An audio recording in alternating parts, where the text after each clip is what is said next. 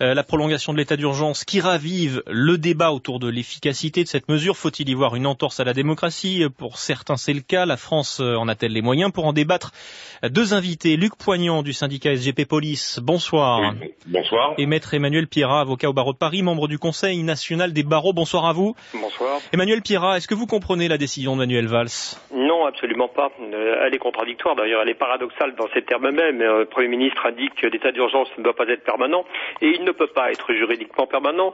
Et dans le même moment, nous annonce une prolongation qui va aboutir à 8 mois d'état d'urgence. Il faut quand même se souvenir que c'est ainsi que les choses avaient été présentées au moment du début de la guerre d'Algérie. En 1955, on indique que cela ne va durer que quelques semaines et quelques mois.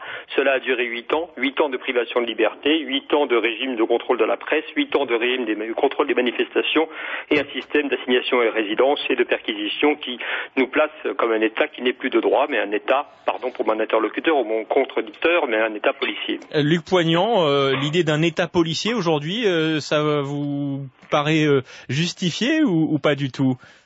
C'est-à-dire que pour nous, vous savez, la prolongation de l'état d'urgence, effectivement, c'est quelque chose, c'est une mesure d'exception qui correspond à une situation particulière. L'état d'urgence, c'est quelque chose qui doit être, qui ne peut pas être pérenne. C'est-à-dire qu'il a une fin. Sauf que cet état d'urgence aujourd'hui, si on l'arrête, c'est se priver de moyens dont la police dispose, si vous voulez, pour pouvoir mener à bien ses enquêtes.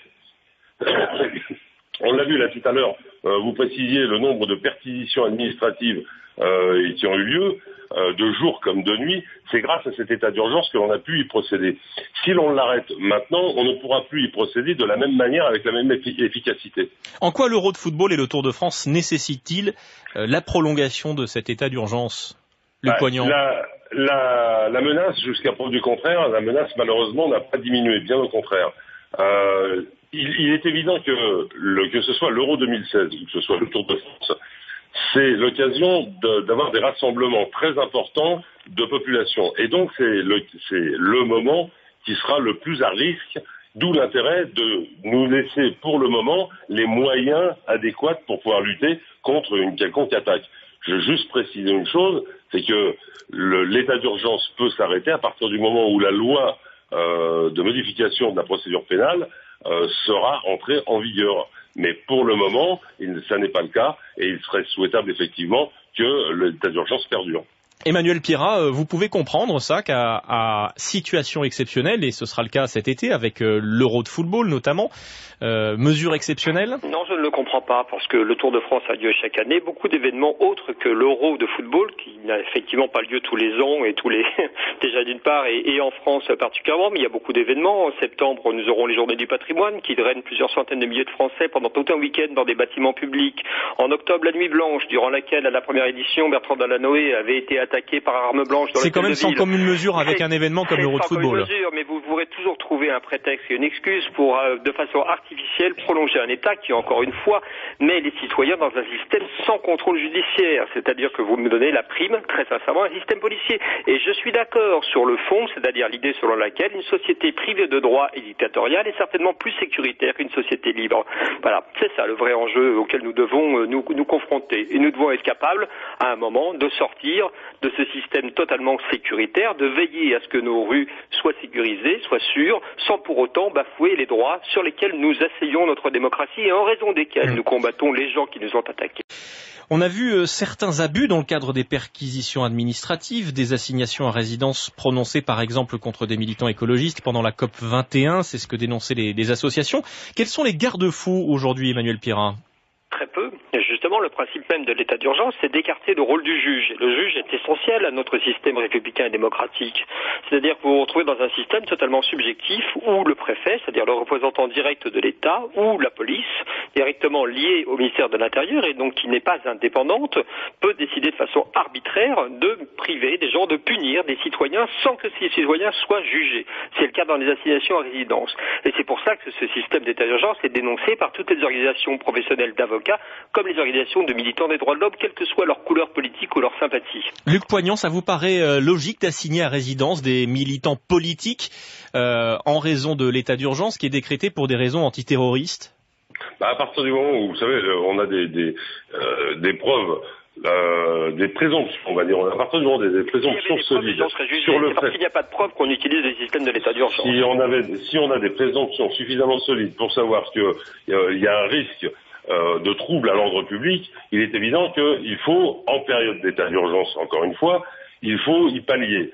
Maintenant, on ne peut pas dire non plus que mes collègues travaillent sans contrôle, puisque je vous rappelle quand même que le contrôle du juge arrive certes a posteriori, mais il y a toujours un contrôle du juge, et en même temps il y a un contrôle d'une commission qui est là pour vérifier s'il n'y a pas eu d'abus. Or, vous l'avez dit en présentant le sujet, il y a eu un certain nombre de recours, et pour l'immense majorité, les recours ont été rejetés. Donc ça veut dire que la police travaille effectivement dans le respect du droit, et du droit particulier qui est celui de l'état d'urgence. Emmanuel Pierrat, je vais me faire l'avocat du diable. L'état d'urgence permet l'interdiction de manifester. Sophie Parmentier nous le rappelait tout à l'heure.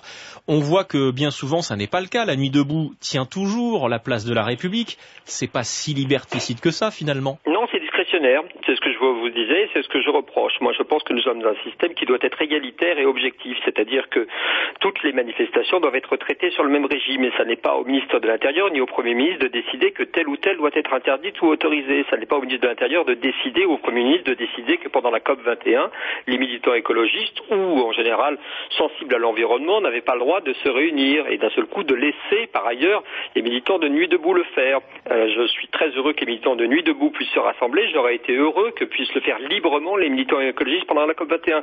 C'est ce système qui n'est pas égalitaire et qui n'est pas républicain qu'il faut dénoncer. Et ce qui serait logique, c'est ce que le contrôle du juge autorise ou permette ou interdise lorsqu'il y a véritablement péril dans la demeure telle ou telle manifestation. La démocratie, elle passe par la liberté de manifester. C'est une garantie constitutionnelle. C'est d'ailleurs pour ça que le Parlement aussi n'a pas choisi d'aller dans la voie de la révision constitutionnelle que voulait engager François Hollande. Il a échoué à faire passer un état d'urgence permanent, entre guillemets, ou constitutionnalisé. Il essaie de revenir par la petite porte en l'appliquant à coup de mesures de 2 mois en 3 mois. Et qui peuvent conduire aux régimes les plus oppressifs. Nous, encore une fois, 1955-1962, l'Algérie. Sophie Parmentier. Juste 2 petites précisions qui me semblent importantes selon les derniers chiffres officiels qui nous ont été communiqués. Ces perquisitions administratives, elles ont eu lieu massivement dans les premières semaines qui ont suivi les attentats, mais depuis le renouvellement de fin février, on est à peu près à 1 perquisition administrative par jour en moyenne. Donc le régime d'état d'urgence n'est plus justifié, Sophie Parmentier. Donc si vous en tout cas, il se sens, poursuit, mais bon, en tout cas, c'est important de rappeler qu'il y a eu ces perquisitions massives au départ et maintenant il y en a plus beaucoup. Autre chose importante, c'est qu'en effet, vous en parliez, il y a ce projet de réforme pénale post-attentat qui a été voté ces dernières semaines à l'Assemblée. Et là, pour l'instant, en effet, il n'est pas effectif. On en est au stade de la commission paritaire, mais Manuel Valls rappelait que l'état d'urgence pouvait pas être permanent et il y aura normalement ce projet de loi qui est censé prendre le relais après l'état d'urgence. Ce projet de loi qui est liberticide par ailleurs. On n'a plus beaucoup de temps. Encore une fois, les juges du contrôle nécessaire dans une démocratie. On a très peu de temps devant nous, Emmanuel Pierrat. Juste une toute petite question à Luc Poignant. Est-ce que l'état d'urgence, selon vous, a changé la mentalité, le travail des policiers? Est-ce que ça peut expliquer parfois certaines libertés prises par certains policiers en marge des manifestations, par exemple? Alors, je vous rappelle quand même qu'en marge des manifestations, comme vous le dites, ce ne sont pas les policiers qui prennent, qui prennent des libertés, c'est plutôt les gens qui sont en face des policiers qui s'accordent un certain nombre de libertés.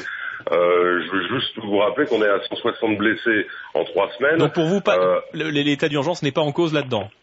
Ah non, mais l'état d'urgence n'a absolument rien à voir. La présence de casseurs, vous savez, les casseurs, on en parle depuis 30 ans. Les casseurs, nous parlons des bavures. Mais je suis d'accord avec vous sur le fait qu'il y a des bavures sans avoir besoin d'état d'urgence. Donc voilà, comme il y a des casseurs de l'autre côté qui doivent être arrêtés et contrôlés. On va devoir en rester là. Merci beaucoup, messieurs. Luc Poignant du syndicat SGP Police et maître Emmanuel Pierrat, avocat au barreau de Paris. On ne vous convaincra pas tous les deux de rester sur les mêmes positions.